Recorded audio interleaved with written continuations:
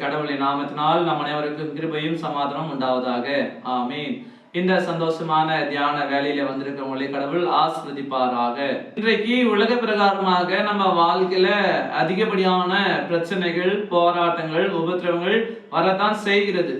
என்னதான் நாம் போராடினாலும், என்னதான் நாம் முன்னேறி கொண்டிருந்தாலும், என்னதான் நாம் கடந்து சென்று கொண்டு இருந்தாலும் கூட உலக பிரகாரமான பிரச்சனைகள் நமக்கு அதிகமாக வருகிறது. உலக பிரகாரமான உபத்திரவங்கள் அதிகமாக வருகிறது. இப்படிப்பட்ட நேரத்துல நாம் என்ன செய்கிறோம்? நம்பிக்கை இழந்து விடுகிறோம். மேற்கொண்டு என்ன செய்ய வேண்டும் என்பதை சிந்திக்காமல் அப்படியே விட்டு விடுகிறோம். இன்றைக்கு வேதத்துல நாம் பார்க்கின்ற பொழுது கடவுள் எசேக்கியேலை கொண்டு ஒரு மிகப்பெரிய காரியத்தை செய்கிறார். இந்த இஸ்ரவேல் மக்கள் என்ன செய்யறாங்க? நம்பிக்கையற்று இருக்கிறாங்க, கவலையோடு இருக்கிறாங்க. அப்போ கடவுள் எசேக்கியேல் மூலமாக ஒரு காரியத்தை செய்கிறாரு. அப்ப கடவுளுடைய ஆவி எசேக்கியேல் மீது வரும் பொழுது அவனுக்கு முன்பாக ஒரு இடம் தெரியுது. அந்த இடத்துல எலும்புகள் எல்லாம் உலர்ந்து போய் இருக்குது, எலும்புகள் எல்லாம் தனித்தனியாக இருக்கிறது. அப்ப கடவுள் கேட்கிறாரு எசேக்கியேல் கிட்ட, இந்த எலும்புகள் உயிரடையுமா என்று சொல்லி கடவுள் கேட்கிறாரு. அப்பொழுது எசேக்கியேல் சொல்றாரு, கடவுளே அதை நீர் தான் அறிவீர்னு சொல்லி சொல்றாரு. இதை கேட்ட கடவுள் சொல்றாரு, நீ இந்த எலும்புகளை பார்த்து தீர்க்கதரிசனம் சொல்லி என்று சொல்லி சொல்றாரு. அப்போ கடவுள் சொல்லின பிரகாரமாக எசேக்கியேல் என்ன செய்கிறார்? உலர்ந்த எலும்புகளை பார்த்து தீர்க்கதரிசனம் உரைக்கிறார். உலர்ந்த எலும்புகளே, கடவுள் உங்களுக்கு ஆவியை கொடுப்பார், அப்பொழுது நீங்கள் உயிரடைவீர்கள் சொல்லி அந்த எசேக்கியேல் தீர்க்கதரிசனமாக சொல்கிறார். அப்ப அவங்க சொல்ல என்ன ஆனது என்றால், அந்த உலர்ந்த எலும்புகள் எல்லாம் உயிர் பெற்றது. நரம்பு இல்லாத, சதை இல்லாத, தோல் இல்லாத அந்த வெறுமையான எலும்புகள் என்னாச்சா? உயிரடைந்தது. தனித்தனியா இருந்த எலும்புகள் ஒன்றாக இணைந்து கொண்டது.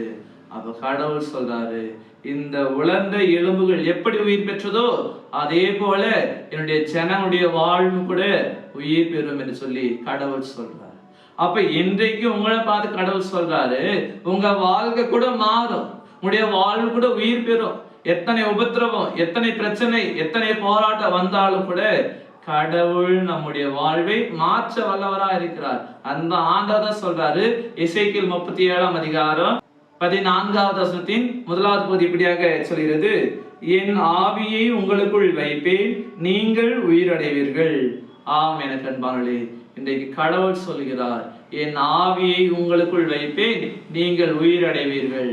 பாவத்தினால, பிசாசின் ஏவுதலினால கடவுளை விட்டு தூரமாய் இருக்கிற நம்மை குமாரனாகிய கிறிஸ்து நமக்கு அந்த பாவம் மன்னிப்பை கொடுத்து நம்மை மீண்டுமாய் கடவுளோடு சேர்க்கிறார். ஏனென்றால் நாம் எல்லாரும் உயிரடைய வேண்டும், நாம் எல்லாரும் உயிர் பெற வேண்டும், நாம் எல்லாரும் உயிர் தர வேண்டும் என்பதற்காக கிறிஸ்து நம்மை தேடி வந்தார், நமக்காக ஜீவனை கொடுத்தார், நம்மை பாவத்திலிருந்து, மரணத்திலிருந்து நம்மை விடுதலை செய்தார்.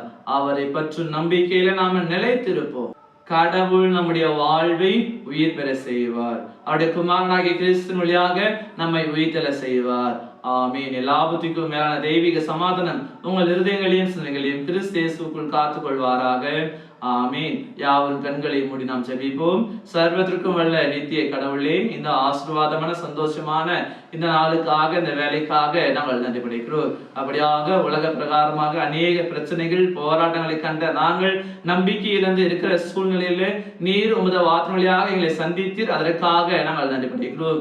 உம்முடைய ஆவியை நீர் எங்களுக்கு கொடுக்கிற பொழுது என்னுடைய வாழ்வு உயிரடையும் என்ற சத்தியத்தின் பிரகாரமாக இனி தொடர்ந்து வரக்கூடிய காலங்களில் உம்மை பற்றும் நம்பிக்கையில உமக்குள்ளாக வாழ வளர இறைவன் அருள்பாவிக்க வேண்டுமா நாங்கள் வேண்டி நிற்கிறோம். கடவுளுடைய வாழ்வை உயிர் பெற செய்வார், கடவுளுடைய வாழ்வை மாற்றுவார் என்ற விசுவாசோடு தொடர்ந்து ஜீவிக்கிற பொழுது இறைவன் தாமே எங்களுக்கு எங்கள் வாழ்வையில நீர் இடைப்பட வேண்டும் அப்படி நாங்கள் வேண்டி நிற்கிறோம். இந்த நாளை நாங்கள் முற்று முழுவதுமாக அர்ப்பணிக்கிறோம். நீர் பொறுப்பெடுத்துக் கொள்ளும். போகையிலும் வரத்திலும் செய்கிற எல்லாவித செயல்களிலும் உம்முடைய மாற தெய்வீக பிரச்சனை எங்களோடு தங்கியிருக்கட்டும். எல்லா காலத்திலும் எல்லா நேரத்திலும் உம்முடைய பிள்ளைகளாக மேன்மையாக நாங்கள் நிலைப்பதற்கு இறைவன் தாமே உதவி செய்ய வேண்டுமா நாங்கள் வேண்டி நிற்கிறோம். தொடர்ந்து நீர் எங்களை காத்துக்கொள்ளும், ஆசீர்வதியும். இறைவன் இயேசுவும் ஜெபிக்கிறோம் அன்பின் பிதாவே, ஆமீன். அனைவருக்கும் ஸ்தோத்திரம். கடவுள் உங்களை ஆசீர்வதிப்பாராக.